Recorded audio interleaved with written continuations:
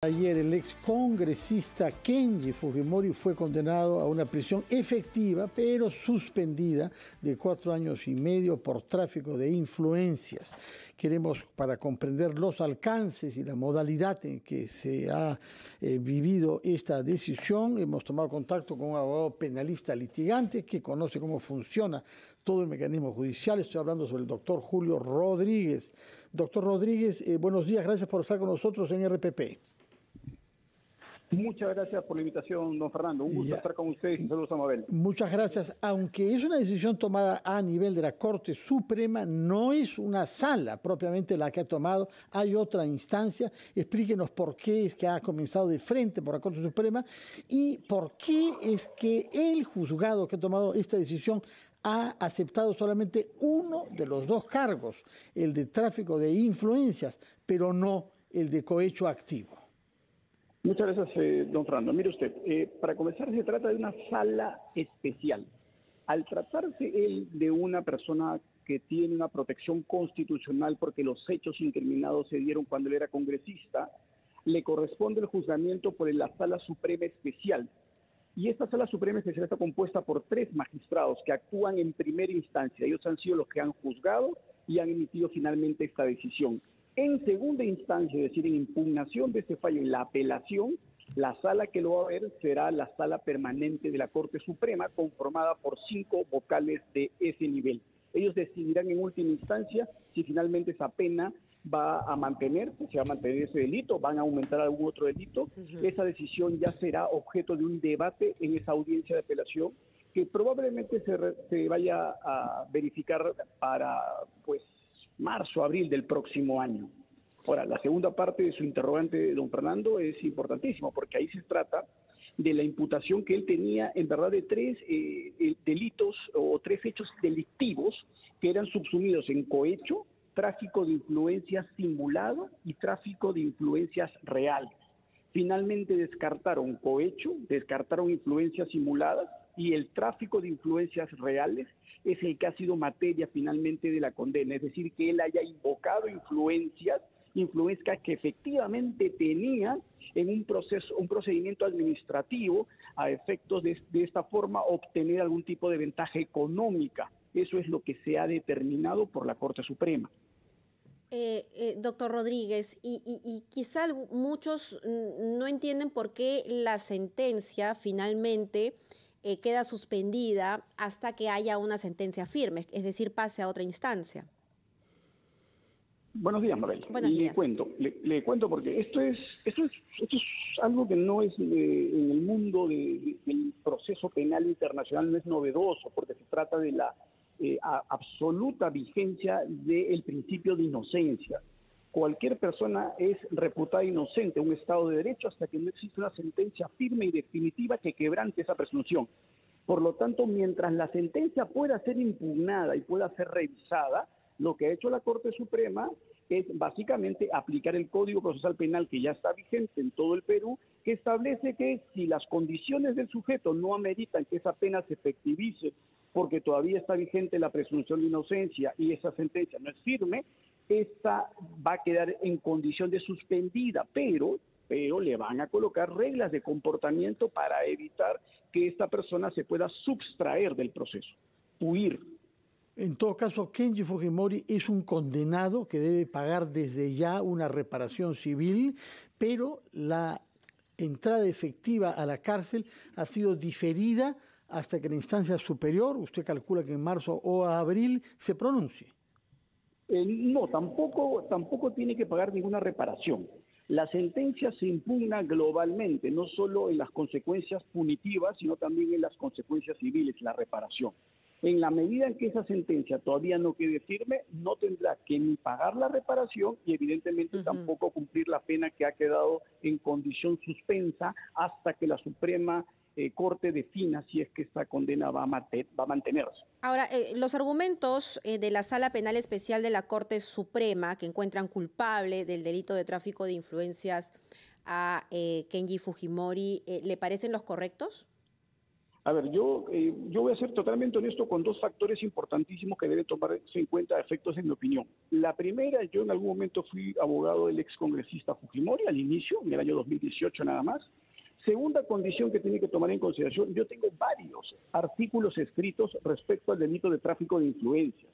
Me interesó mucho desde una perspectiva académica. Yo encuentro personalmente que los argumentos de la Corte Suprema son insuficientes para una condena, para el delito de tráfico de influencias, porque, mire usted, Mabel, primero dicen que el medio corruptor, es decir, la dádiva, la ventaja, el beneficio que se estaba ofreciendo para el delito de cohecho, para la corrupción, era insuficiente, no era idóneo, no era exacto, no era preciso.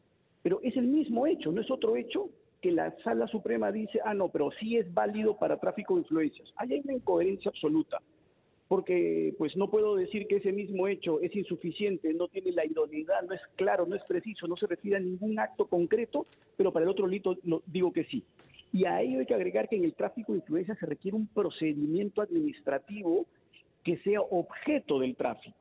No hay ningún proceso judicial, es obvio, ahí no había ningún proceso judicial que se ofreciese. El procedimiento de contratación con el Estado, un procedimiento administrativo, tiene que ser preciso, pero además la Corte ha venido repitiendo de manera incesante que esos procesos administrativos o judiciales propios del tráfico de influencia tienen que ser litigiosos, es decir, tiene que haber controversia, tienen que haber partes interesadas en conflicto. Si los procedimientos aún no existen y no han sido definidos, ¿cómo voy a encontrar que ahí hay litis, que ahí hay pleito, que ahí hay discusión? Por eso, en ese aspecto, desde una perspectiva puramente técnica, yo creo que esa sentencia no tiene lo que se ha conocido públicamente, porque la van a leer por completo en unos días más, no tiene lo suficiente para que se pueda configurar el delito de tráfico de influencias, desde mi opinión. Sí, y permítame preguntarle, ¿qué jurisprudencia queda establecida a partir de este fallo y su eventual ratificación? Quizá por lo que dice usted vaya a ser desestimada en instancia superior, pero ¿qué podemos concluir respecto de casos similares que están en curso ahora? Porque sabemos que hay investigaciones sobre congresistas que habrían votado en base a intereses subalternos, sea para sus regiones o para sus bolsillos. Muy bien. Cuando se trata de intereses subalternos concretos de recepción de dinero, ya estamos hablando de cohecho, porque hay un dato importante que es extremadamente técnico y yo lo voy a tratar de explicar muy simplemente. El tráfico de influencias es un delito que se construye para anticiparse. El tráfico de influencias es el acto anterior a la corrupción, es el acto anterior a la colusión desleal. Pero entonces el legislador dice, eso es tan peligroso que mejor lo castigo desde antes, desde que están tratando de hacer la movida ilícita para poder corromper en un procedimiento. Entonces se anticipa. Por lo tanto, lo que usted señala, don Fernando, es importantísimo, porque este fallo va a tener que ser revisado escrupulosamente para que la Suprema defina la diferencia que hay entre ese caso y los casos que el día de hoy estamos viendo. Pero en los casos de hoy hay que ser muy claros también en marcar la línea diferenciable, es que en los casos de hoy la Fiscalía tiene entregas concretas de dinero, contratos que se han efectivizado. Es distinto a lo que pasa en el tema del señor Fujimori, porque no hay ningún contrato ahí que se haya efectivizado. Y lo otro es que no podemos confundir un ilícito administrativo, una inconducta parlamentaria, una ética como congresista de lo que constituye un delito. El comportamiento de ese grupo de congresistas, desde mi perspectiva y la perspectiva de los expertos en temas parlamentarios, es un comportamiento antiético como congresista. Y eso merece una sanción. Y la sanción tiene que ser una sanción de carácter política, inhabilitarlos, destituirlos del puesto de congresistas. Pero distinto es que sea un delito. Sí. Un delito es otra cosa. Doctor Rodríguez, permítame que lo lleve a otro caso que ha conmocionado al país, sobre todo al norte chico, porque se sospecha del asesinato de Blanca Arellano Gutiérrez, una ciudadana mexicana que hasta el momento está desaparecida. Paralelamente se encuentra un cuerpo descuartizado a las orillas del mar de Huacho y hay un sospechoso, Juan Pablo Villafuerte Pinto, quien sería su pareja sentimental. Él ha acudido al interrogatorio de la Fiscalía y ha decidido no contestar la gran parte de las preguntas, pero además en la habitación que él alquilaba se ha encontrado ropa de mujer, se ha encontrado cabello de mujer y ya se va a llevar a cabo hoy la prueba de luminol para ver si hay rastros de sangre. ¿Esto es suficiente como para que lo detengan? Porque el señor anda libre.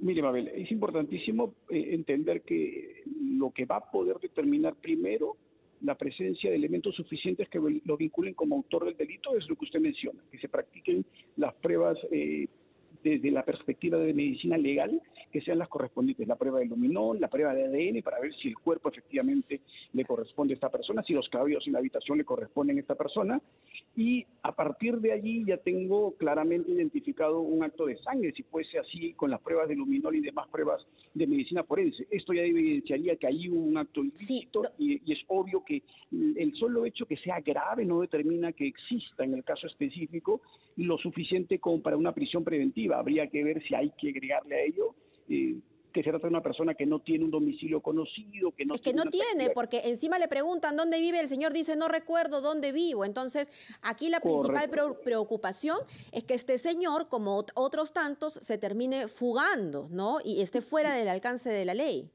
Ahí va a ser importantísima la labor de medicina legal, porque las pruebas de luminol son muy rápidas, las pruebas de ADN también el día de hoy son bastante rápidas para determinar si efectivamente las partes del cuerpo halladas le corresponden a la persona desaparecida.